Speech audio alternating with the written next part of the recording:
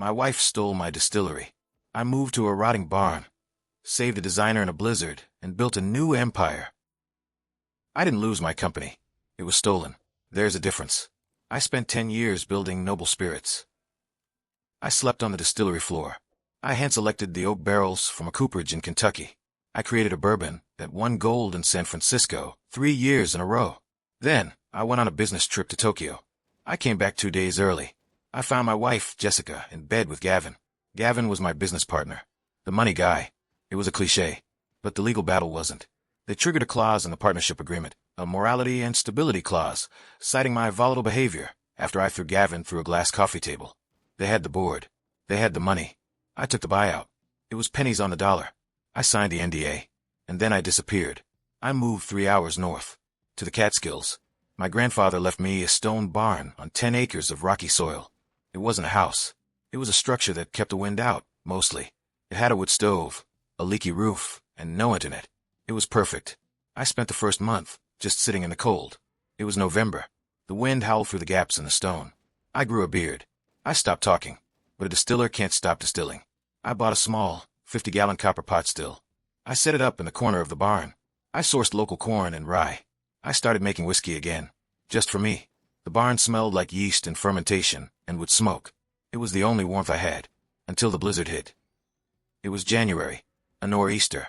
The kind of storm that buries cars. I was in the barn, watching the temperature gauge on the still. The power had been out for 6 hours. Then, someone hammered on the barn door. I threw the heavy latch. The wind ripped the door out of my hand. Standing in the snow was a woman. She looked completely out of place. She was wearing a white faux fur coat that looked heavy and expensive. Underneath, she had on black leggings and suede stiletto boots that had never touched dirt before today. They were soaked through. She was shivering violently. Her teeth chattered. "Let me in," she hissed. I stepped back. She stumbled inside. I slammed the door shut. She stood there, shaking, looking around the dark, industrial space, filled with barrels. She pulled the hood of her coat down. Her hair was jet black, perfectly straight, and glossy even in the dim lantern light. It contrasted sharply with her pale skin, which was currently flushed pink from the wind. She looked at me. Her eyes were dark brown, almost black and almond-shaped. They were narrowed in anger. Her high cheekbones caught the light from the stove. "This," she said, her voice tight, "is a cave. You live in a cave." "Who are you?" I asked.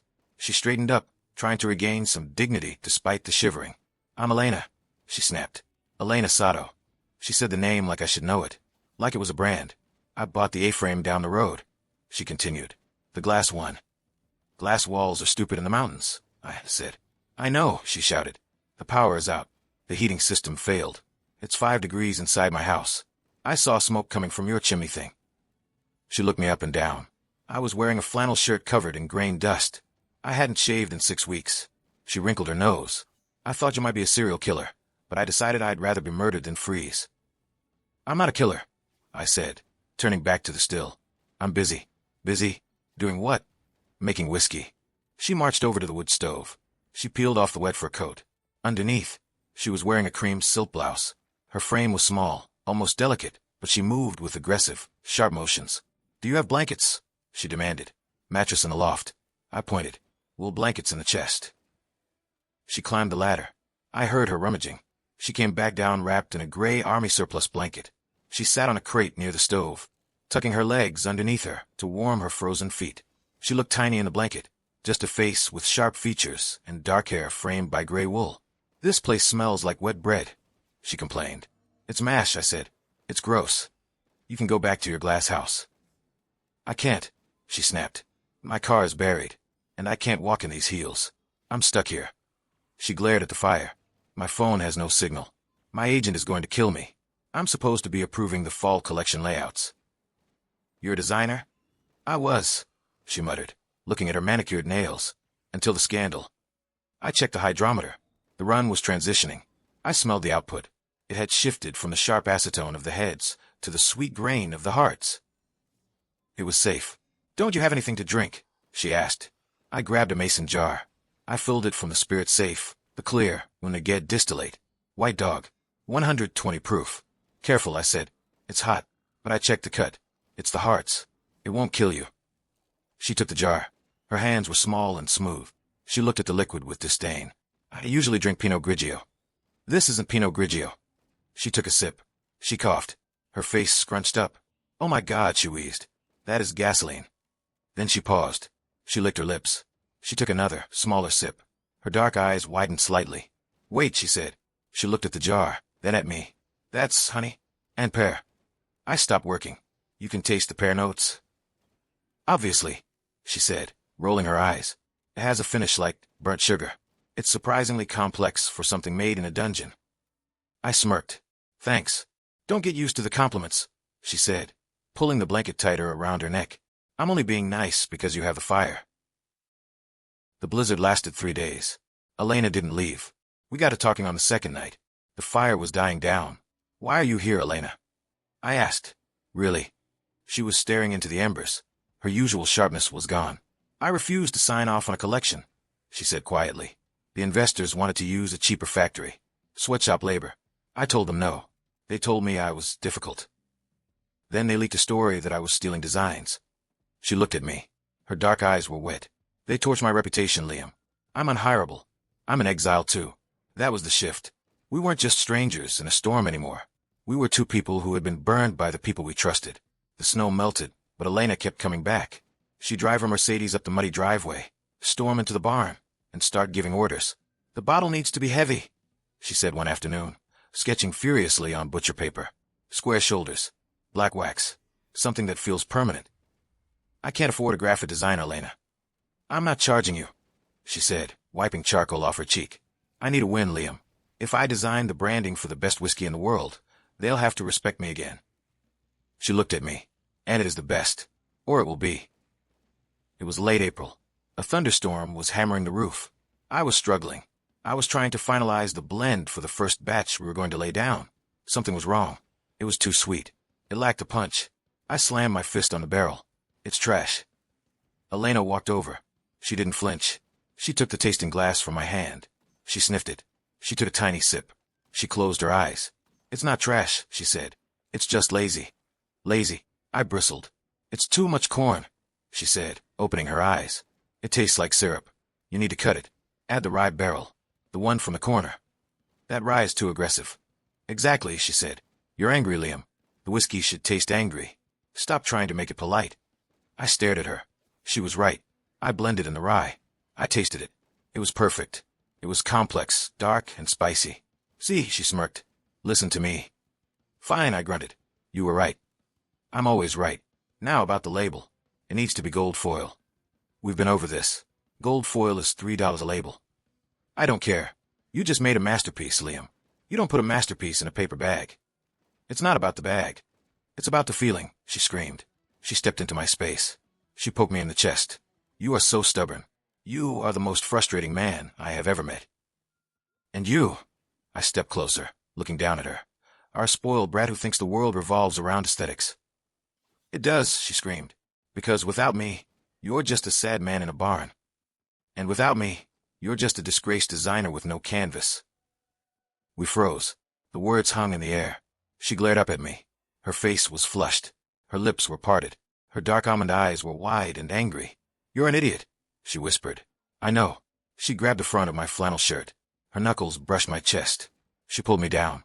You are so annoying, she murmured against my mouth. Then she kissed me. I woke up to the sound of birds and the smell of coffee. I rolled over. The mattress was empty. Elena was downstairs. She was wearing my flannel shirt. It hung down to her knees. Her straight black hair was a tangled mess. She was pouring boiling water into the French press. I climbed down the ladder. Elena saw me. She immediately stiffened. She crossed her arms over her chest. Your mattress, she announced, staring at the coffee pot, is a crime against humanity. My back is ruined. Good morning to you, too, I said, walking over to her. And it's drafty, she continued. I woke up freezing. Elena, and don't look at me, she snapped, turning her face away. I look like a swamp witch. I reached out and took the spoon from her hand. I turned her around. She kept her eyes on my chest. She was embarrassed. The power is back on at your place, I said quietly. You can go home. She looked up then. Her dark eyes were fierce. Are you firing me? No, I'm giving you an out. I don't make mistakes, she said haughtily. I make design choices. She grabbed the coffee mug from my hand. And I'm fixing this coffee. It's weak. So you're staying? She looked at the rye barrel, then back at me. Only if I'm not an employee, she said. I don't work for people anymore, Liam. I work with them. I looked at her. She was brilliant. She was infuriating. And she was right. Fine, I said. 50-50. Partners. She smiled. Deal. Now about this launch plan. It's going to take years to age this properly. We have a lot of work to do. She paused. She looked down at the oversized shirt she was wearing. I'm keeping the shirt, she muttered. It smells okay. I smiled. Okay. 3 years later, the Global Spirits Awards. New York City. The ballroom was filled with crystal chandeliers and tuxedos. I felt like I was being strangled by my tie. Elena was fixing my lapel. She looked devastating in a liquid emerald dress. We were walking through the crowd when a woman with severe glasses stopped us. It was the editor of Vogue. Elena, the woman asked. Elena Sato. Elena froze. She squeezed my arm. Hello, Anna, Elena said, her voice steady. The editor looked at the bottle of the Exile, displayed on the table. She looked at the sharp, architectural font, the black wax. I saw the branding, the editor said. I knew it had to be you. Nobody else uses negative space like that. She nodded respectfully. It's good to see you back, Elena. Elena let out a breath she'd been holding for 3 years. She looked at me and smiled. A real smile. The awards began. 3rd place went to Noble Spirits, my old company. And the winner, the announcer boomed. Best in show. The Exile. Straight rye. The room went silent. Go, Elena nudged me. That's us. I walked up to the stage. I took the trophy. I made this in a barn, I said into the microphone. I waited 3 years for this barrel to be ready. And I had a partner who told me when whiskey was too sweet, and who designed a bottle that made the world look at us again. I looked at Elena. She was beaming. The after-party was in the lobby. Jessica and Gavin walked up. Jessica was holding a glass of the Exile. She had just tasted it. She looked shaken. Liam, Jessica said. Her voice was high but tight. Congratulations. I looked at her. I felt nothing. Hello, Jessica. Gavin. We should talk business, Gavin said, sweating. Noble wants to acquire you. Pass, I said. Jessica looked down at the glass in her hand. She swirled the dark amber liquid. This whiskey, she whispered. It's angry. It's complex. You never made whiskey like this when you were with me. I looked at her. She realized it. She realized she had held me back. I didn't have the fire back then. I said, Don't be petty. Jessica hissed, trying to recover. You're still a small fish. Without our distribution, you're nothing. I opened my mouth, but Elena stepped in. She slid her arm through mine. She looked at Jessica. Hi, Elena said. I'm the creative director. Elena Sato. Jessica blinked. The designer? The partner? Elena corrected. And the owner of 50% of this company. Elena stepped forward. She looked Jessica up and down. He's not interested in your distribution, Elena said coolly. We just signed an exclusive national distribution deal 10 minutes ago. We're going to be the most allocated spirit in the country, because the product is undeniable, and the branding is iconic. Elena smiled. It was a shark smile. And by the way, that shade of beige washes you out. You look like oatmeal. Jessica gasped. He said he's busy, Elena said. Come on, Liam. Part 8, the payoff. We walked out of the gala. We got into the limo. I loosened my tie. You were pretty vicious back there, I said. Elena was looking out the window, trembling slightly. She said you never made whiskey like that with her. Elena muttered. She was right. Elena turned to look at me. I hate losing, she whispered. And I hate anyone who hurt you. You're my project. You're my idiot. Your idiot? She blushed, a deep crimson on her pale skin. Fine, she sighed, burying her face in my shoulder. My partner. My boyfriend. Whatever. Don't make it weird. I love you, Elena. She froze. Then she squeezed my hand so hard her nails dug in. Shut up, she mumbled into my tuxedo jacket. I love you too. We've been doing this for 3 years, Liam. You don't have to say it like it's a surprise. I just like hearing it. Take me home, she said. I need to get out of these heels. Back to the A-frame? I asked. No, she said. Back to the barn. The fire is probably out. It's a 3-hour drive, Elena. It's going to be freezing when we get there. I know, she said, looking up with a wicked grin. That gives us plenty of time, and you'll just have to keep me warm. The limo turned north, heading away from the lights, back to the stone, the snow, and the whiskey we built together.